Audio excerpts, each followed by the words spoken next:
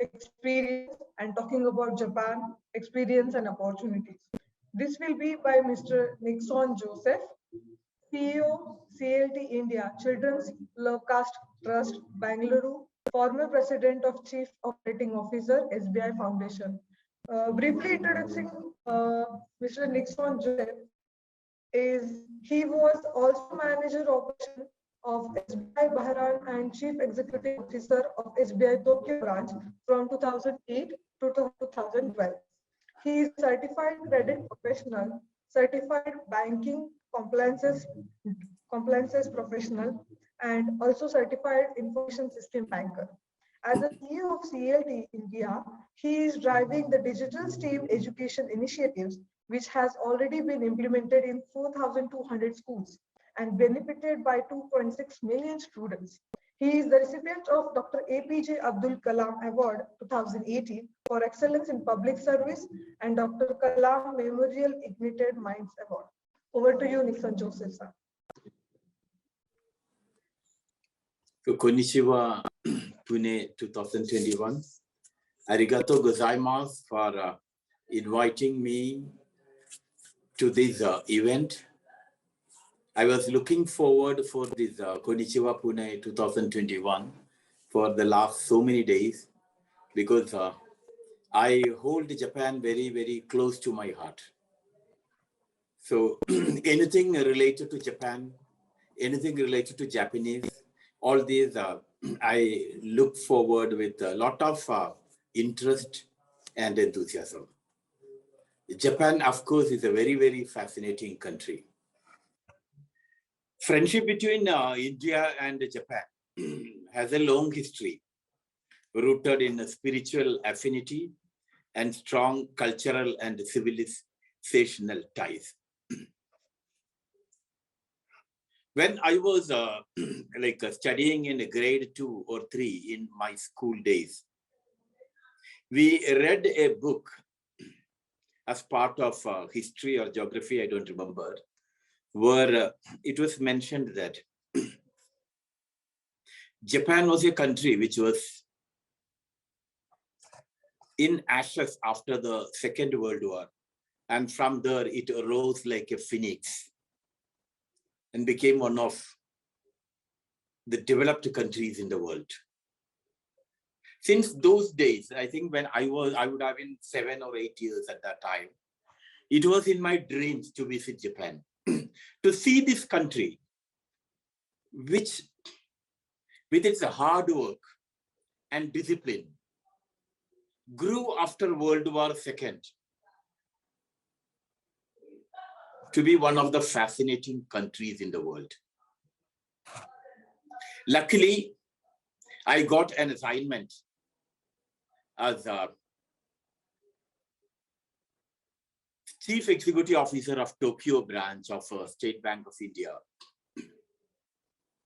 And I consider myself very fortunate that I could spend 4 years in Japan. From the moment you land at Narita Airport, Japan, you are transformed into a different world. I found the customs people there, the immigration people there, all of them offering the highest of customer service. I would tell least harassment. I enjoyed every bit of moving within Narita Airport. The first impression gives lasting impression. The first impression of Japan, as you land in Narita Airport, Tokyo, was awesome. I was just thinking, if you are treated like a VIP, or if you are treated with a lot of respect at the airport itself, what is awaiting you outside the airport? And I would tell that the 4 years I spent in Japan gave me a very interesting experience great learnings about how a country can bring ease of life, ease of living. All of us, we get carried away by the ranking ease of doing business, ranking. I would always appreciate if we had an ease of living ranking, because that is more important than ease of doing business. And I would tell, if there is any agency which measures ease of living, Japan would be ranking very, very high. Throughout my 4 years, I found living was so easily, without any hassle. I've never seen such a disciplined, punctual people. In fact, discipline and punctuality, and even politeness in public life has been integrated into the Japanese culture. It has amazed me like anything. Even if you are like lost your way or anything, you are not able to find any location. If you just ask any Japanese, you would be amazed. You would be humbled by the way he or she responds, taking you to that place by themselves, guiding you properly. You get a great feeling of humanity when you interact with a Japanese. I'm so very bit carried away by the politeness, the culture of bowing, that even after being repatriated to India, I have made it a habit of bowing wherever it demands. Because I read recently somewhere, one question asked you a monk, how can you be tall? And the response was the monk just bowed and went away. So bowing is an act of giving respect to the individuals, giving respect to humanity. And in Japan, you see people bowing everywhere to show their respect to the work, to the office, to compatriots, to other citizens, etc. Everyone knows Japan is a country with the least crimes. Very safe place. And I have seen policemen so friendly, so helpful. I have not seen such traits in policemen in any part of the world. Yes, I have seen in one part of India. I have seen it in Mizoram.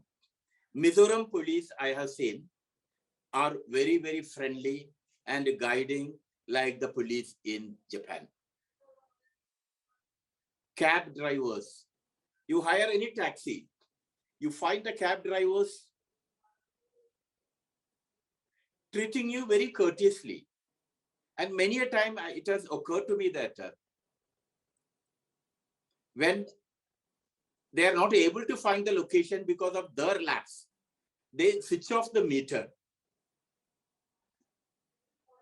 so that they don't charge us. Where in the world we will find such kind of courtesy? Another good aspect I liked about Japanese is their non-obsession with religion. I used to ask my colleagues, what is your religion? And I found them flabbergasted. They were asking, they were confused, and finally they told, no, we don't have any religion. Without religion, the country is living very, very peacefully.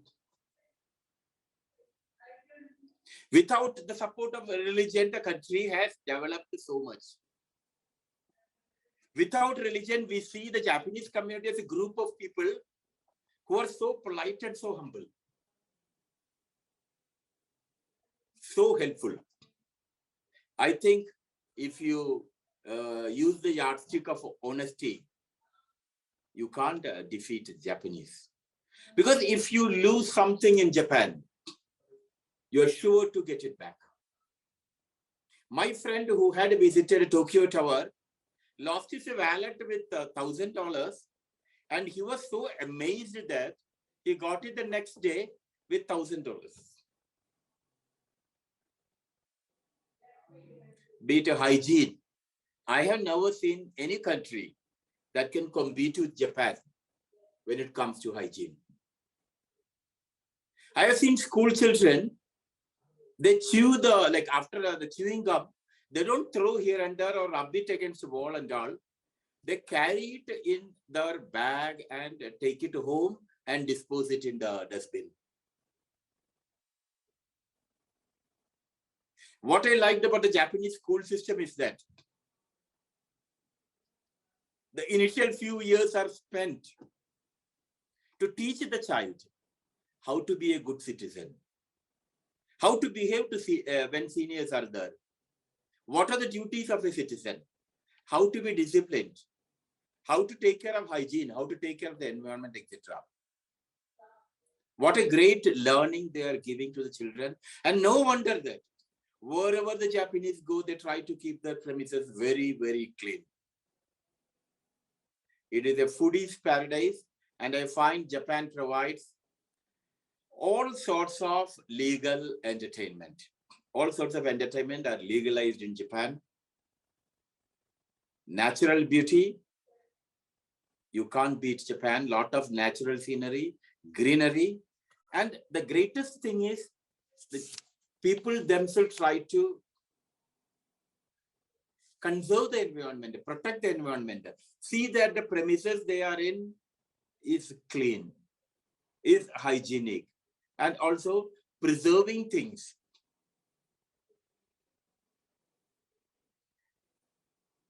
And I would travel to many countries and have seen a country which respects India so much, respects Indians so much. Wherever you go, you find Indians are respected. During my 4 years in Japan, I couldn't find any kind of discrimination, be it in terms of race, religion, language, etc. I'd share with everyone that every Friday we had some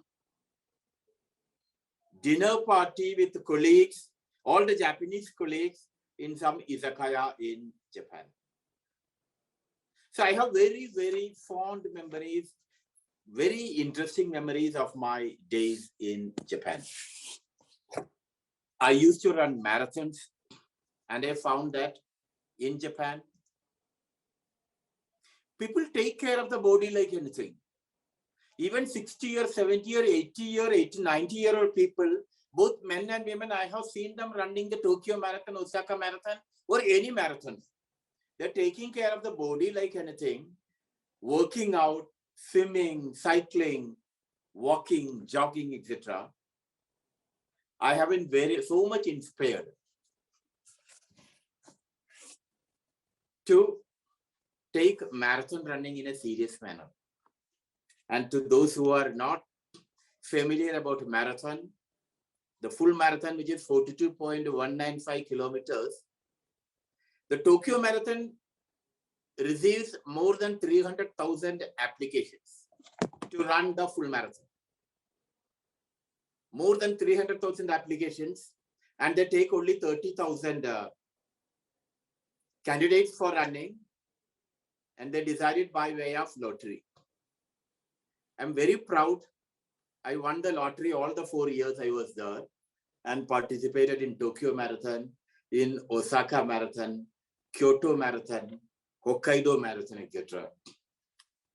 What I liked about running in Tokyo or Osaka, etc. is the onlookers, the spectators, those who want watchers are running, they cheer you like anything.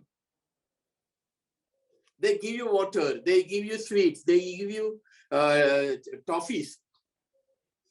They encourage you so much that gambate, gambate kudasai, and cheer you up so that you complete the marathon with ease. never enjoyed running marathon anywhere than in Japan. I would tell India and Japan have a long history of cordial relations. The two countries have never been adversaries. The bilateral ties between India and Japan have been free of any kind of dispute, be it territorial, be it cultural, be it ideological. And Japan has been one country which has been a friend of India for so many decades. India has also reciprocated it. And I would tell that this augurs well to have very strong relations between the two countries. And it is happening, it is evolving. In fact, the sole dissenting voice of Judge Radha Vinod Pal at the War Crimes Tribunal has struck a deep chord among the Japanese public that continues even to this day. That's why wherever I went during the 4 years, I found Japanese have high regard for India. In fact, the transformational development in the economic history of India was the Suzuki Motor Corporation of Japan's investment in India in the early 1980s that revolutionized the automobile sector, bringing in advanced technology and management ethics to India. And when it comes to management ethics, I still remember when I was in Cochin as a part of State Bank of India, credit manager, we had supported one company called Kerala Chemicals Proteins, which was in collaboration with Mitsubishi Japan. And I was very proud when, or I was very taken aback when the employees of that company told me that all the top Japanese executives, be it the general manager, the managing director, or CEO or directors, all of them have food in the canteen for the employees to ensure that the quality of food is good for top executives as well as the junior colleagues and employees. What a great thought. What an ethical feeling is this.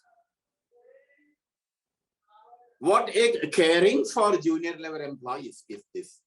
This is the management ethics which Japanese can bring to India. And I will not go into various agreements which have been signed between India and Japan. A lot of agreements have been made for greater collaboration between the countries, because these are two countries which can come together and bring change. In fact, India is the largest democracy in Asia, and Japan is the most prosperous country in Asia. So if these two countries come together, it can create wonders. Recently, the memorandum signed with India and Japan provides Indian skilled workers enhanced job opportunities to work in Japan. That is, skilled workers in the areas of agriculture, automobile, aviation, building cleaning, construction, fisheries, electronics, food services, material processing, nursing care, shipbuilding, etc. So there are a lot of opportunities for Indian human resources to go to Japan and support development there in these sectors. I have been in Japan for 4 years, and what I understood is that Japanese language, learning of Japanese language, proficiency in Japanese language is very, very important to have an easy living there. I had a basic knowledge of Japanese and I could manage, but I would tell for all Indians, who wish to go to Japan to acquire very good proficiency in Japanese language. We have a lot of institutes in India to provide a lot of training in Japanese language. And I recently had like a discussion with one institute in Guwahati, the Japan Center of Excellence, JCS, promoted by Rajiv San, who is providing training in Japanese language and also facilitating candidates to go in Japan and continue studies in universities. As the population in Japan is declining, there is possibility for skilled workers from India to go to Japan and have a very good career and life. Some areas which are like, I will not go into the areas which have been exposed by the agreements or memorandum signed between the two countries. I will just touch about some aspects, opportunities which came into my mind from my personal experience being in Japan and being in also Northeast India. I find that in the healthcare sector, there is a lot of opportunities for Indians to find a career in Japan. Because as the population comes down and the percentage of senior citizens goes up in the demography, there is a possibility for Indians who are specialized, who have skills in healthcare, to get very good career opportunities in Japan. And why Japan, I tell you, is because it offers the best living standards, the best form of life. And as I told you, the greatest ease of living with a lot of savings potential also, in spite of the fact that the cost of living is very high. And what I find is healthcare is one sector where India can support Japan. Another sector which already a lot of youths are going to Japan is the IT sector. I find IT sector, research and development, healthcare are the three sectors which can attract a lot of qualified youth from India. And I would tell all the youth to give a try, because you are taken into a country which will offer you best living standards. And as I told you, Japanese language, it is always better and it is necessary to acquire skills in Japanese language. There are a lot of institutes, be it in Pune or even in Northeast, as I told you, in Guwahati also. We have institutes which provide coaching in Japanese, to acquiring Japanese language. Why Northeast is because I emphasis on Northeast is because I have been working in Northeast for the last for almost 10 to 12 years, and I have seen the culture, Northeast culture, the culture in Japan, and I find all both aligned. The food habits in Northeast, the bland taste of food, everything is similar to what we find in Japan.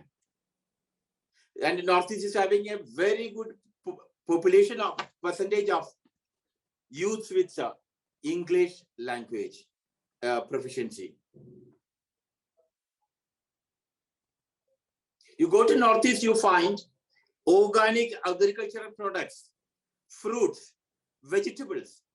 In fact, the most tastiest oranges, fruits, pineapples I have seen in Northeast, lychees available in very cheap. But due to lack of investment, the agricultural processing is not happening in the way it should be. So there is an opportunity here for Japanese organizations, Japanese investment to do it, invest in Northeast, so that one, Raw materials like fruits, agriculture products can be exported to Japan, and also we can do investment for agriculture and fruit processing. Because I have found in India the highest quality of fruits, vegetables are there in Northeast. But for all those youths who want to go to Japan, and I will tell you some things which you have to get prepared. One is Japanese language. Second is punctuality, compliance with the timelines. I have never seen any other country which has made punctuality as part of their culture. You go to office anywhere, if you tell that you will be at that place at 10 o'clock, I have seen all of them being there at 9:59 and then just entering the office at 10. Such kind of punctuality, such kind of discipline we have to develop. Suppose we tell we will export, we will give the products by 31st of December or some such timeline. We have to adhere to the timelines, because adhering to timelines is part of Japanese culture. I really enjoyed being part of it because I love to be in such ecosystems where timelines are kept, where people are disciplined, people obey the laws.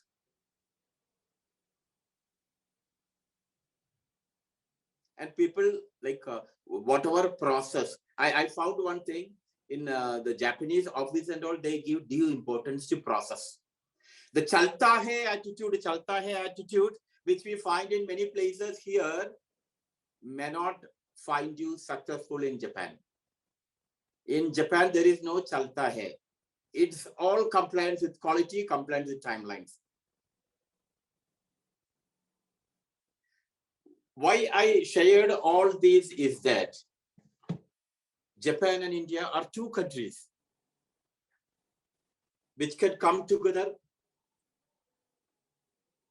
which have been for years. If you see history, various phases, they have been having excellent cordial relations. Now agreements, MOUs have been signed at the highest level between India and Japan to provide job opportunities, provide opportunities for development for both sides. So if we have to make best use of it, we have to also keep in mind what the Japanese ecosystem requires.